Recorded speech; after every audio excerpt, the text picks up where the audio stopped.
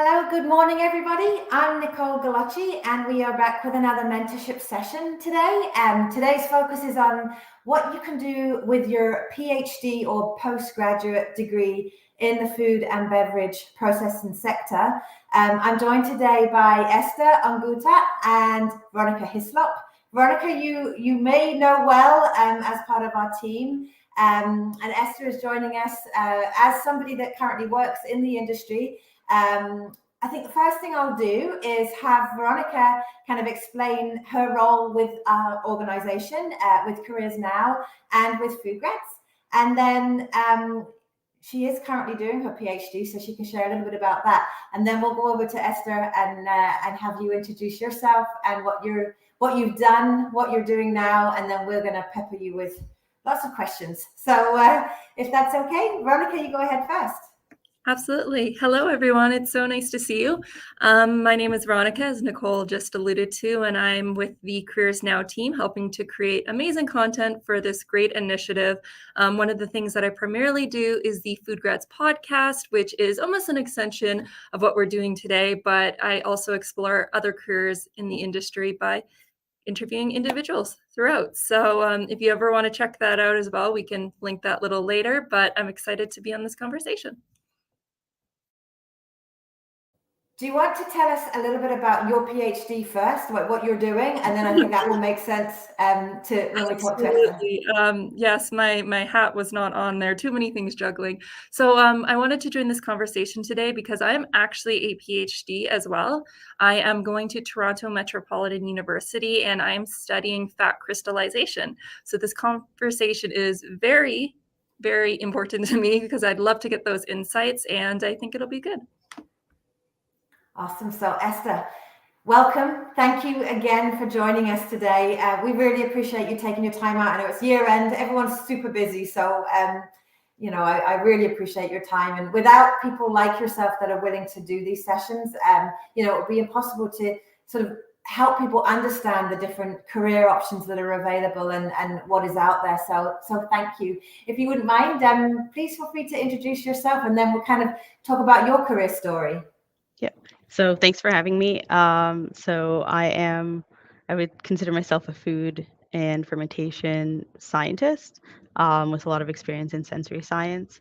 So I did my undergrad at the University of Guelph in food science, and I did a minor in functional foods and nutraceuticals. And kind of from my time in undergrad was where we took a bunch of different courses related to product development, food microbiology, food chemistry, and then in the upper year courses such as taking cereal science, meat science, dairy science, I really became interested in industrial microbiology, in particular dealing with fermentation, specifically beer and wine science. And so after my undergrad, I moved to Brock University in St. Catharines and did a post-grad certificate in Grape and Wine Technology. And I did this as it's a one-year program, and essentially it's to learn about the wine industry. The lights in this room have gone. There we go. And essentially, it gave me the tools to, if people wanted to work in industry afterwards, but I wanted to continue on. And so then I pursued a master's in biotechnology, specializing in enology at Brock, where I looked at optimizing sparkling wine quality through various winemaking practices, and specifically looking at the foaming properties in sparkling wine. From there, I wanted to move out of Canada and kind of experience life abroad. And so I moved to New Zealand to pursue a PhD at Massey University in New Zealand and focused a bit more on the sensory and consumer science side of things, and not related in wine. And then that happened kind of over the initial pandemic, which created some challenges with collecting data. But I eventually decided to move back to Canada and work in the distilled spirits industry. And so using the skills that I built from all my wine knowledge as well as my sensory knowledge, to a job in Montreal, working as a research scientist at Lallemont Biofuels and Distilled Spirits. And I was able to kind of transfer all of that knowledge from wine into the distilled spirits industry, but also learn a lot as well. And then about 6 months ago, I moved to Windsor, Ontario to work as a product development specialist. So I work as a specialist under the Absolut Group, which is a branch of the Pernod Ricard company. That's amazing. Interesting pathway. So, did you always have a plan? Like, was that something that, or did you zig and zag and? I did and didn't. I knew I wanted to do I wanted to go to grad school kind of after my undergrad, but because I didn't have a big wine background, I wanted to do the 1-year postgrad certificate, which gave me the knowledge I needed to then work and do my master's. I think that really was advantageous. But at Brock, we actually had access to career services and a career counselor, and I kind of utilized that during that postgrad and master's time to figure out whether I wanted to pursue more education. And so I did have a plan, but it also came back to thinking about what kind of job I wanted down the line and whether I needed the education for it.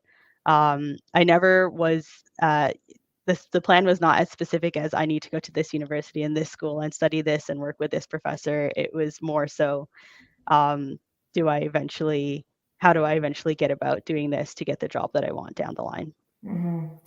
And your current role, if you wouldn't mind, could you talk us through one of the questions that we get? One of the some of the feedback that we get. Young people, they see job titles, but they don't know what that means. Like literally, what do you do when you arrive at the office in the morning, or do you work in the office? Are you off-site sometimes? Like, could you describe that? I think that is probably something I also kind of struggle to understand, but it also varies across organizations.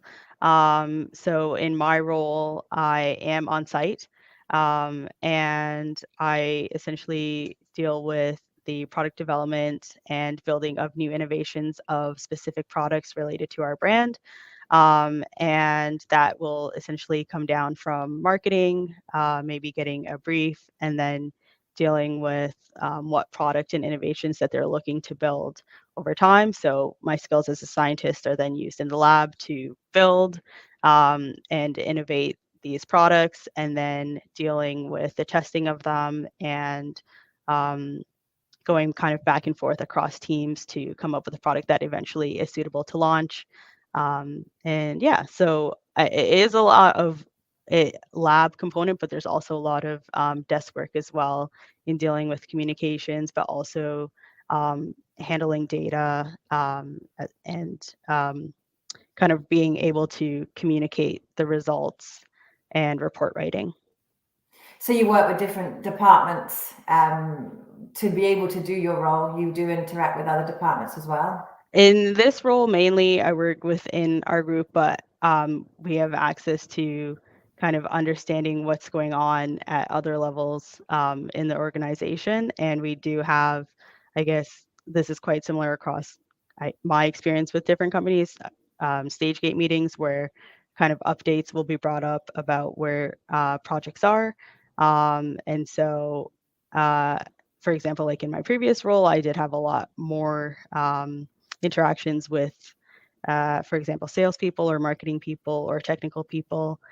It just varies depending on, I guess, the role and as well the size of the organization. Do you feel like your role is important for the success of the business? Absolutely. I think obviously I'm very lucky to work with well-known consumer brands, but as well dealing with trends in the market. Things change and consumers change their purchases, and so my role really is, I do feel like dealing with the innovations and building products to then see on the market is important for business development, but as well as for understanding consumers. I guess I have a lot of questions, and we are going to pass things over to Veronica. And my questions are more broad, but what attracted you to this industry? I mean, I see those bottles behind you, and if it's Christmas time and holidays, busy time for you. It's a fun industry. I would say the sector you're in is deemed more interesting by some, I guess. So yeah, what attracted you? What was the main attraction to the industry? I think for me, just in general, as a food scientist, kind of why I went into food science to begin with was I really liked, I liked food. I liked the aspect of, my contribution to society. If we think, bigger picture, is seeing products that I work on and help develop out on market. And, people wouldn't, I'm not, famous, no one will recognize me, but it's nice to know that like my small contribution to society or something that I've helped out with is there on the shelves. And I think in terms of getting into the beverage side of the food industry, and specifically with wine and spirits, I really liked fermentation and understanding how yeast can kind of really give us these really cool products. And so it was more so just the science side and the fermentation aspect of things. And then that really grew into then learning more about distilled spirits and those products as well. So it was really came from a science, I guess, liking, and then it kind of grew into, well, what can I do with my knowledge as a fermentation scientist? Do you think your skill set's transferable? Like, say there comes a day that you perhaps want something a little different, to pursue something a bit different. What you've learned, could you use it anywhere in the food industry or food and beverage industry? I think so. I also started off a bit working in a dairy science lab. So I think even the skills from there were quite applicable because I was working with cheese. So even learning like the micro aspects of that and the chemical analysis, that became relevant for what I did in my master's. And although it was not in cheese and it was with wine, that was relevant. And then like a lot of my PhD research was also not related to wine. So learning how to apply those skills over time. And then I've been able to use those skills into the jobs that I'm doing now. So I would say a lot of lab skills that I did are definitely transferable to the role I'm doing now and my previous role. And as well as, say, for example, dealing with experiments and being able to present that data is definitely transferable, because that is also required in what I do on a daily basis as well, being able to communicate and look at trends in the data. So I do think there's definitely a lot of transferable skills. There's also a lot of skills that you end up learning on the job, and that is not taught, but that comes with time. And I do think, yes, I probably experienced a steep learning curve, which is quite typical when you do start a new job, but then having that mindset switch from industry into academia was definitely there. But there's a reminder of, like, you do have the skills, you just have to figure out how to apply them to what you're now doing. Now, I am an HR person. I'm a recruiter. I do this, the CareersNOW stuff, the food grad stuff. I am intrigued to hear the two of you have a conversation now as scientists. This is not my forte at all, so I'm interested to learn and hear what you'll discuss. I know Veronica has a bunch of questions, so I'm going to hand things over to her now, and I may have one or two questions at the end, but happy to let the two of you really sort of do a deep dive into what Veronica would like to know, and I think other PhD students would, as well as folks that are perhaps thinking about doing their PhD. So over to you, Veronica. Yes, there's so many different. I don't know where I want to take the conversation, because you've actually already addressed a lot of the questions that I've had, but I guess I'll take it a step back and think about the education-wise. When deciding your PhD, where you were going to do it, did you base it off of the supervisor, or did you base it off of the area that you wanted to go to? It was a bit of both. I knew I wanted to not do it in Canada, so that was the first thing of figuring out where I would do it. It helped to realize I know I wasn't going to do it at home, so that was the first step. And then it was a matter of finding, I knew what skills as well that I wanted to develop to do it. So it was a matter of finding a project that would give me those skills, and then finding someone who um, had would be able to help me develop those skills, if that makes sense.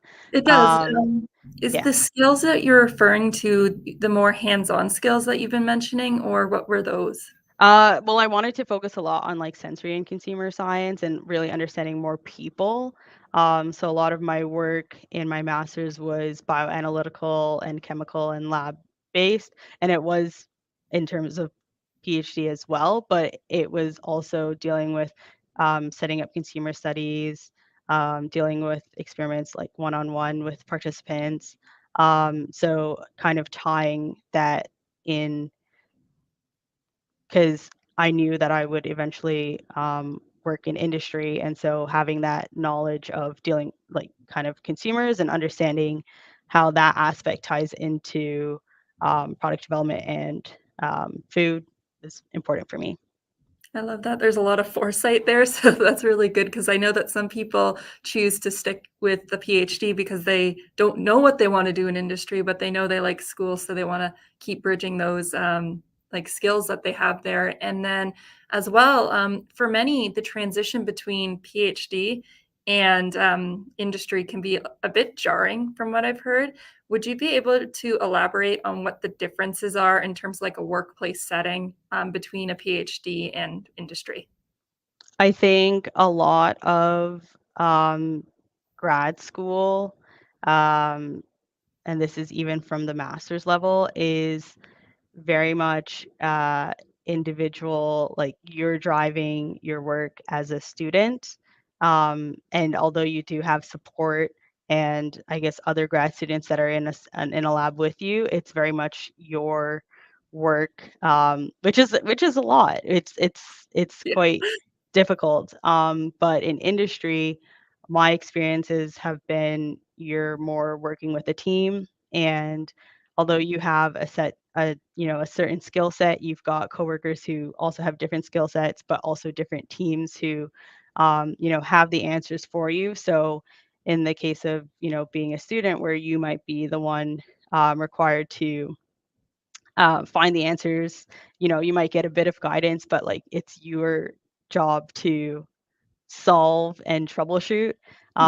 Although I do that in industry, I have a lot more support of like, say for example, someone who has a certain skill set in something, going to them and asking them questions, because um, I can do that and know that they'll have an answer instead of spending time researching to kind of find the answer myself. I've got access to kind of working more as a team. So I would say that is like one of the big ones as well. And I think just the outcomes are also different. It's not a lot of it is science driven, and there are goals to achieve scientifically, but also it's a business and consumers are really the goal. So I think the outcomes are quite different between the two. That makes sense. I really like the team aspect. I think that's a really nice thing, because I know with PhD, be very lonely for a lot of Yep. individuals, even though you have your support of your supervisor, you have your lab mates, but yes, you have to go find a lot of the stuff on your own, even though you can ask, and you have to reteach yourself that, and having that wealth of knowledge within your team now, that sounds like it's a really good thing. Yep. Yeah. Nicole, did you have any questions to add on to that conversation, or should I keep trucking along? You keep going. If you have more, you keep going. Yep. Okay. So another thing that we also in the PhD is that you have your project. It's a one project and it has chapters 1, 2, 3, 4. As you come into the workplace setting, are you working on multiple projects at one time, or is it more focused on one thing? So I'm relatively new into my current role. I've kind of been in it for 6 months now, but in my previous job, I had my own projects, and typically we were dealing with kind of 3 or 4 throughout the year. So they were ongoing projects. Um, and that's the same in my current situation. I've got a couple projects on the go. So they'll all have various timelines.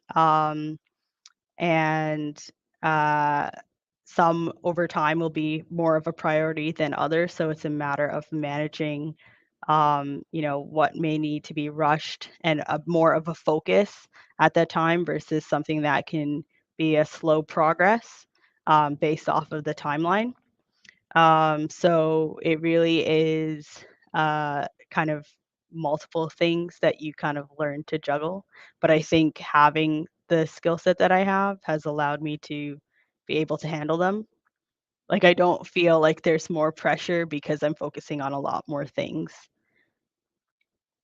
Amazing. And I guess it sounds like you're juggling, although you're managing, you're juggling. Do you use any special tools in order to do that? I know that's a very specific question. Not really. I think having the deadlines, and typically, obviously in industry, the deadlines are, uh, I guess, faster um, than in academia. Having the deadlines and having kind of like the goals that you want to achieve by those deadlines really helps. So um, I would say that is what forces you to be organized. That makes Um, sense. yeah, that's kind of really, I don't really, there are certain tools that we use to track the progress of a project, but it is more so, you know, Yeah. kind of managing your time to be able to get those things done by the goal date. Okay, that makes sense. I mean, that is one thing with your PhD. I know from personal experience that it's your project. Kind of, if you do not do well, it's on you, the onus. It's really your name on it. But when you come into the workplace, there's this. If you don't meet a deadline, then multiple people are affected by it. It's like production's affected by it, marketing's affected by it. So it really I can see why things move a lot faster. And then another thing that I wanted to talk about is, so now that you're in your current role, it seemed throughout your journey that many things have been, building up that skill set. So you wanted to build up the sensory, you wanted to build up, the lab skills. So currently in your role, is there any skills that you're working on that you're looking to improve that can help your work? I think, I would say I'm quite confident in my skill set as a scientist, but now I'm also thinking about, um, down the line, what that looks like.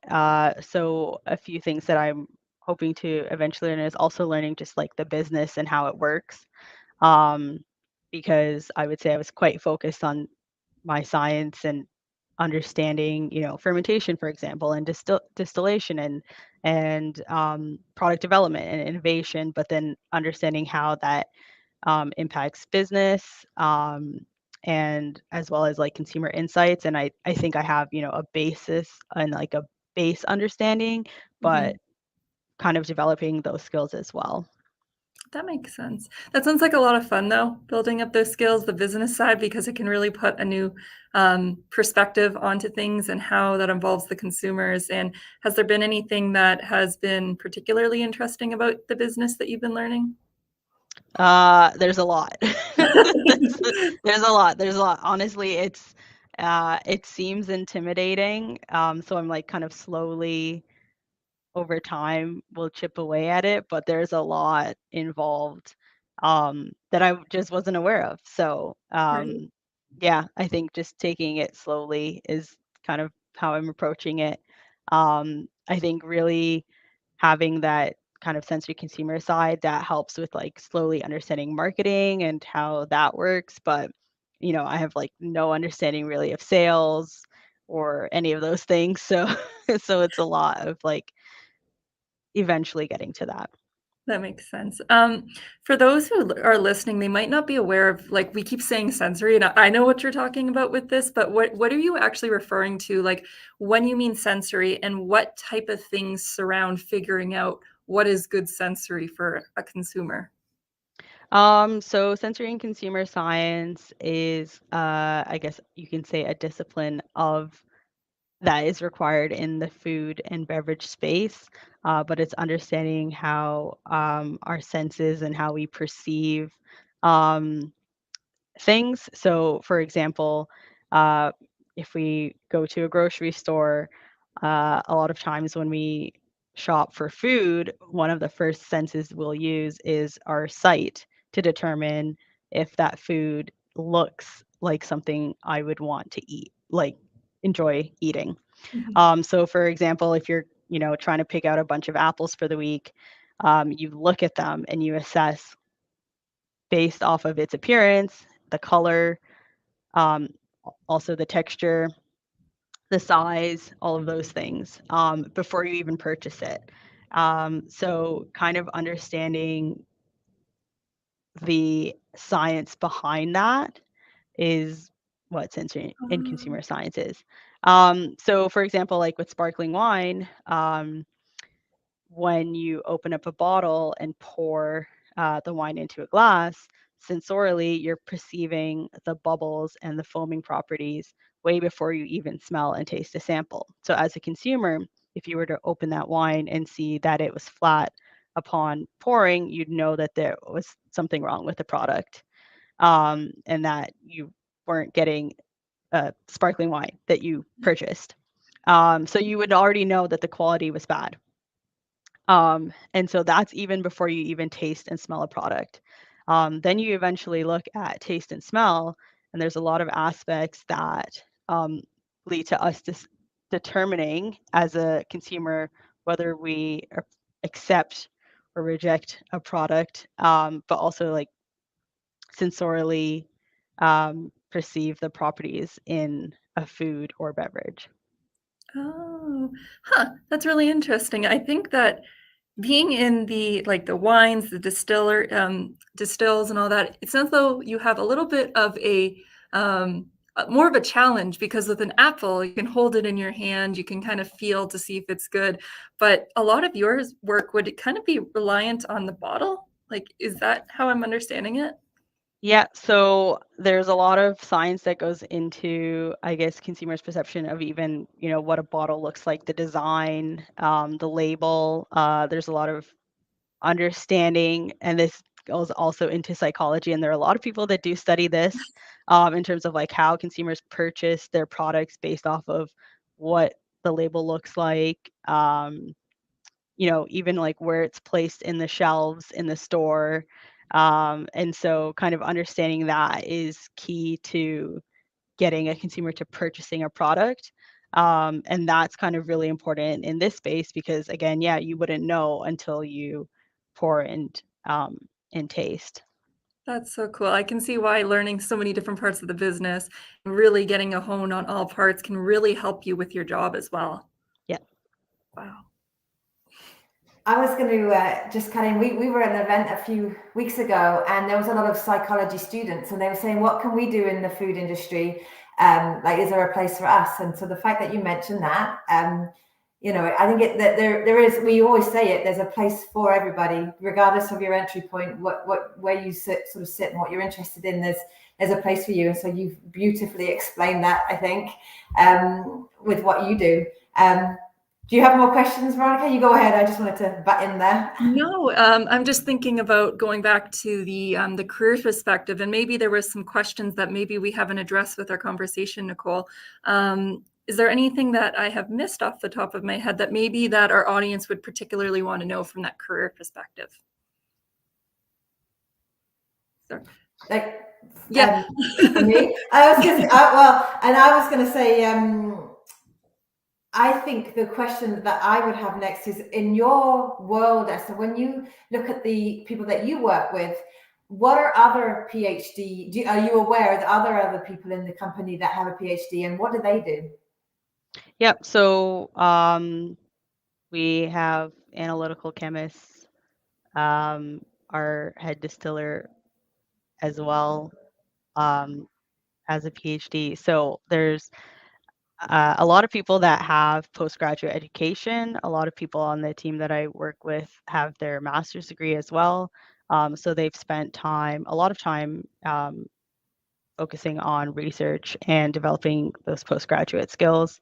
Yeah, there's a lot of, I think even the higher people higher up as well have postgraduate education. So there's definitely a lot that you can transfer into industry. I would say there's probably like a period of even, what a lot of students face after their bachelor's in terms of kind of determining where they kind of want to grow and what kind of role they want to be in. I think that's the same thing people with postgraduate education experience as well. So it kind of takes a while to figure out, okay, this is kind of what I want to be doing and then grow from that. But I do think that there are a lot of people here that have spent that time to get postgraduate education and are doing very well in industry. Yeah, I mean, I think you need to see it, right? People like to see themselves and see what other people are doing. You don't know what you don't know, so it's good to have that range. What's your take? Maybe both of you have a response to this, but what's your take on education versus experience? As a recruiter, I think that's a big question. People are always concerned, what if I continue on in education? Will I be desirable at the end to get hired? Will my education outweigh my work experience? And then will I be hireable? What are your thoughts there? I think there's definitely, I mean, it is an interesting question because I obviously was concerned about that. I think a lot of my other friends that I went to school with were concerned about that as well. There are a lot of roles that will hire requiring postgraduate education. So that is already listed on the job ad. And so those are really the positions that people should be applying for, I would say. So for example, like the first role the previous role that I had, they were asking for postgraduate education. And so companies are aware of what that education gets you. I think you do also develop those skills over time. You're not going to be able to read a job, job ads. You'll see that you might not have all the skills that are listed, but it's definitely still something that you can learn. And recruiters know that as well, that you're not going to hit all the skill sets that is asked as well. But I think there's definitely space for people who feel like if they've spent too much time in academia, whether or not that they'd be able to find success in industry. But there's definitely space there, because a lot of companies recognize the skill sets that you develop in academia, for example, troubleshooting, and being able to kind of solve problems is probably one of the biggest things that you learn in postgraduate education, as well as being able to like look at data, predict results, but also kind of deliver and figure out how to get them. Those are really important when working in industry. So I think there are companies that are aware of the experience that you can get from postgraduate education, and I think that that's probably where you need to be focusing on if trying to work in industry. I think it's about advocating for yourself, isn't it? Like, you hit the nail on the head. There's a lot of soft skills that you're developing, and you need to make sure that you're listing those on your resume and make sure the hiring manager, who might not know, I mean, you take for granted that recruiters and hiring managers fully understand what a PhD graduate will bring to the table. So it's almost on you to put your best foot forward and make sure you're listening to sessions like this, where you can really take the advice from people that are doing it, and someone that's successfully in the industry. And that was really one of my main questions, was have you personally experienced any roadblocks? But it sounds like you've managed that balance of work experience and academia to be able to successfully move through your career. Any regrets? Anything that you say, if I was to do it over again, I would do something differently? I don't know. I think that, yeah, that's a hard question.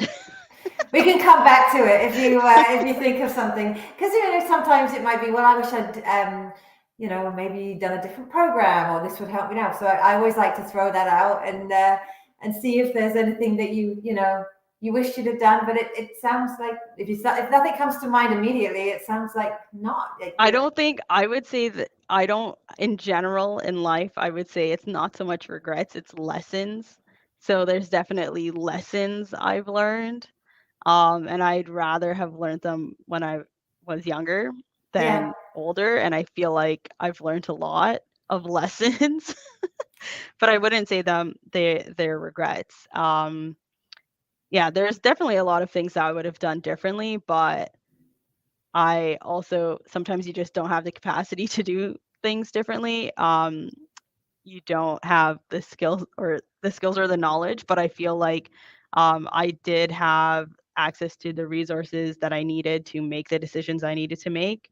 But I think you kind of learn as you go. So I wouldn't say any like hard regrets, but more so like lessons that I can kind of take, like, oh, I should have, been better at this, or done this instead, or like learn this thing. And Veronica, please feel free to jump in if you have questions. I actually do have a question. So this is piggybacking off of the last one about balancing work and education. So I was just curious, during your PhD, did you do any like networking events, or did you maybe have a job that was related to the industry that you were going, or did you just fully commit to your research? I think, okay, so in my master's degree, I did I also worked as a teaching assistant and like lab demonstrator.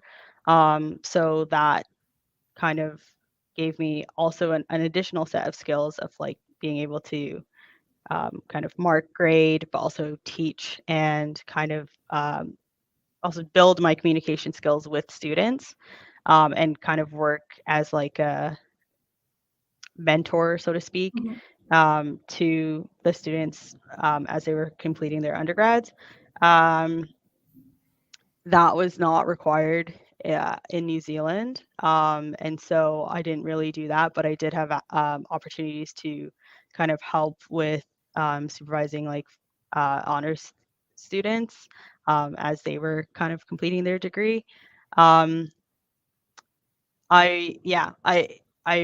it was mostly research based, so not as much work experience. I also did work for a bit at a winery during my master's, but at some point, I had to just commit to working on my master's. So it wasn't long, but it would be on weekends. And mostly it was just focusing kind of on school.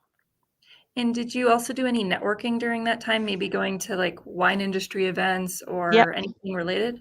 Yeah, so with my research, attended conferences.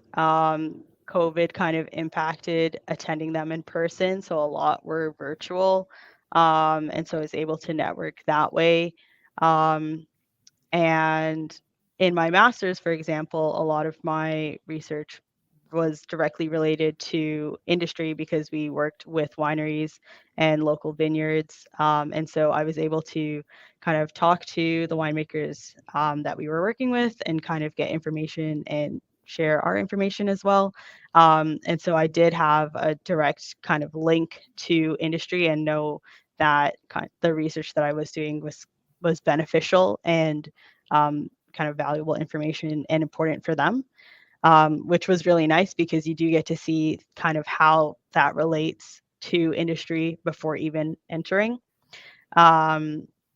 And I would say like the conferences also helped just to see, what other scientists were focusing on, but that also developed kind of the skills in terms of presentations and communication. And really, I use that now when in meetings and if I'm required to present or write a report on the progress of a project.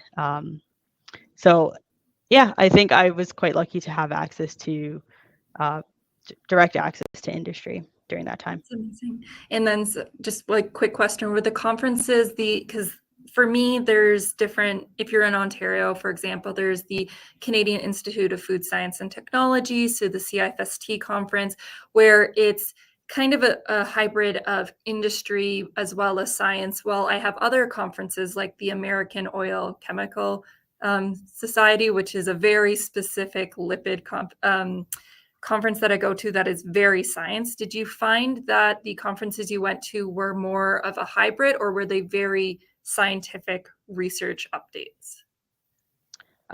It's a mix. So Okay. some of the smaller conferences would have been yes, a bunch of scientists from various universities and students that are presenting, but as well as certain companies sending their employees to attend and having industry there as well, just to see what was going on on the academic side. But then that also gave the opportunity for the academics to see what was going on in industry. I would say like that was quite typical of the smaller conferences that I attended. The larger international ones were very science focused, very academic. And I think usually, depending on if you're in industry and the company that you work for, a lot of times you may have the opportunity to attend some of those scientific conferences. And that gives you kind of an understanding and an update on what's going on that side of things as well. But it was a mix. And I think having some of those access to both of them, if possible, is ideal to just be able to see what's going on the other side. Well, being on the other side, now that you work in industry, how would you suggest if someone was like at a networking event, how would someone approach you? Like, what would be a good way for someone to approach you if they're doing their PhD, not to get a job, but just to more have a conversation? Maybe Nicole should answer. I don't know. Yeah, I don't. I don't. The reason I asked this question, so where my head is at, is that it can be really intimidating for someone to go to a networking event. Yeah. And they do their research. So it's just, what's a good way to break the ice, essentially? I think that's. I mean, as a student talking to people, it was, hopefully, if there's a poster session that allows you to walk around and talk to people presenting their posters. If someone's given a talk, I remember usually keynote speakers are very busy. Sometimes they're in and out, or they're there just for the day of the conference. But if you are really interested in what they're doing, kind of pulling them aside in the coffee breaks and saying like, hey, I really enjoyed your talk. This was really interesting. This is what I do, kind of breaking the ice that way. That really is beneficial. I don't think people are intimidating, so it's not difficult to do, but I wouldn't know. It's quite difficult to say, how would I want someone to approach me? You could approach me, it would be fine.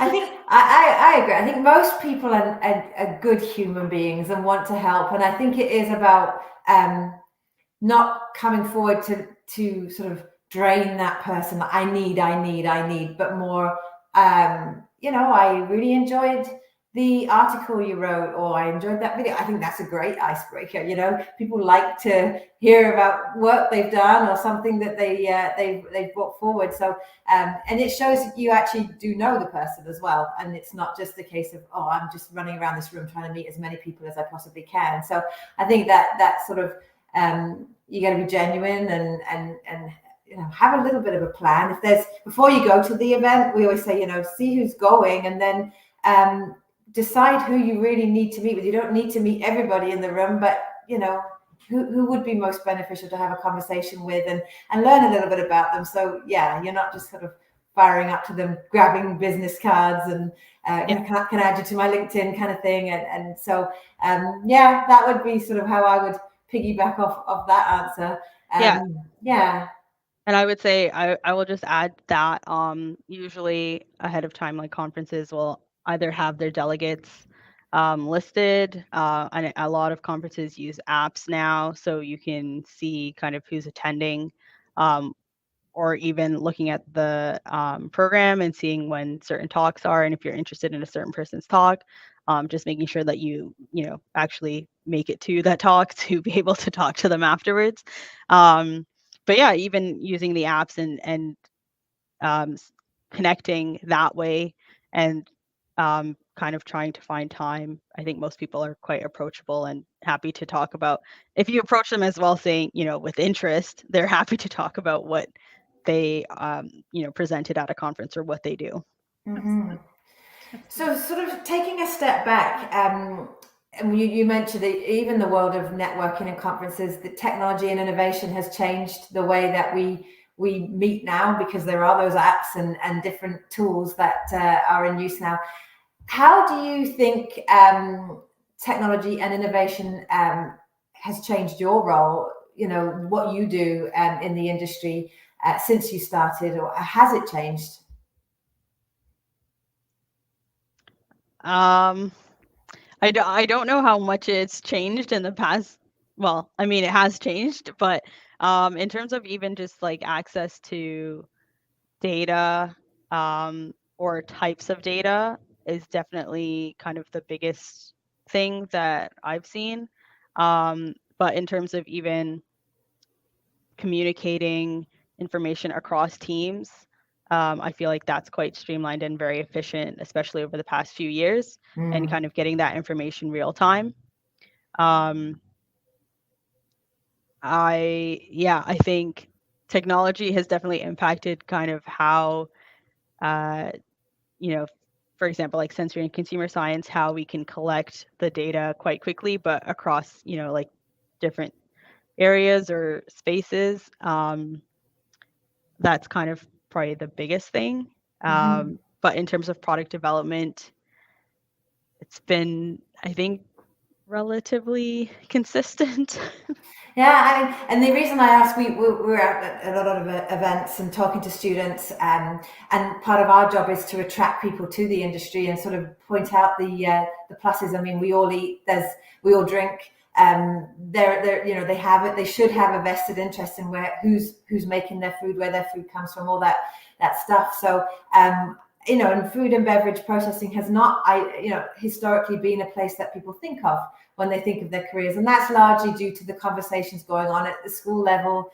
It's not part of the conversation. So part of what we do is to have these types of conversations to sort of showcase.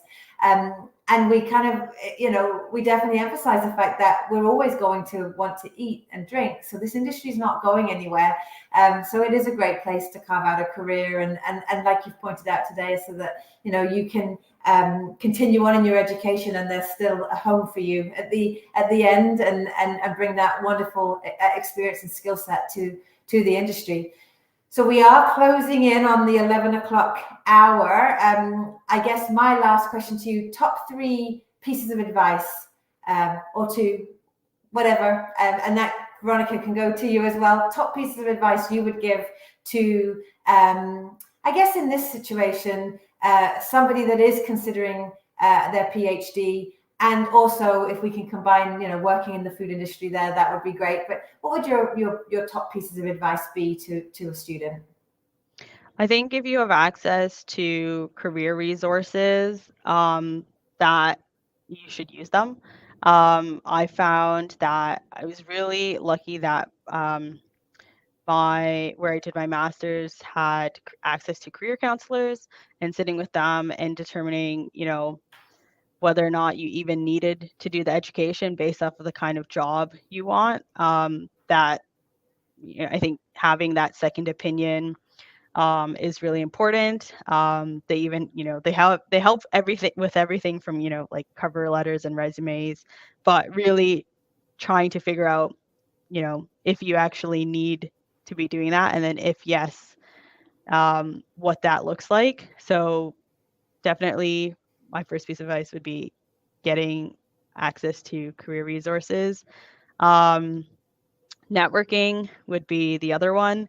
I have friends that after their bachelor's degree went on into industry and worked, and they were actually the people that I contacted when I started to look for jobs, because they had been in industry longer than I had. So if there was a job that I saw that was, maybe looking for a research scientist, and requiring, X amount of education or whatever, and they happened to work at that company or previously had worked at the company, I talked to them. Even if it had been a few years since I spoke to them, I had always had good relationships with, my fellow students. So it was not awkward to say, hey, how's it going? I know you used to work at this place. I'm thinking about applying for a job there. Do you have any advice? Or if they knew someone that still worked there, or if they still worked at that company, what was the situation, and if they knew anything a bit more about that role, because oftentimes you can also get referred by someone, and the people are quite happy to refer you if they know you. So networking is really important, and kind of keeping those connections and not being afraid to go back, because I think most people are quite helpful and want you to succeed. So and also having that insider knowledge of like what a day-to-day may look like is really beneficial before kind of committing really to anything. And I guess my third piece of advice would be it's very difficult. It's very difficult because it's very hard, because I have to tell myself this, but being aware that you will have a learning curve with the transition.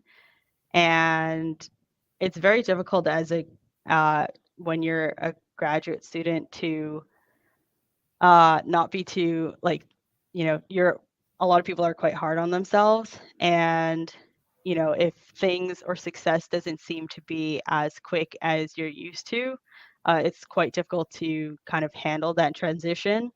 And so kind of taking things slowly and being aware that I do have the skill set and the space and the knowledge to be in this new space, but accepting that there are a lot, maybe timelines are a lot faster, outcomes, have certain implications that might not have been the case previously.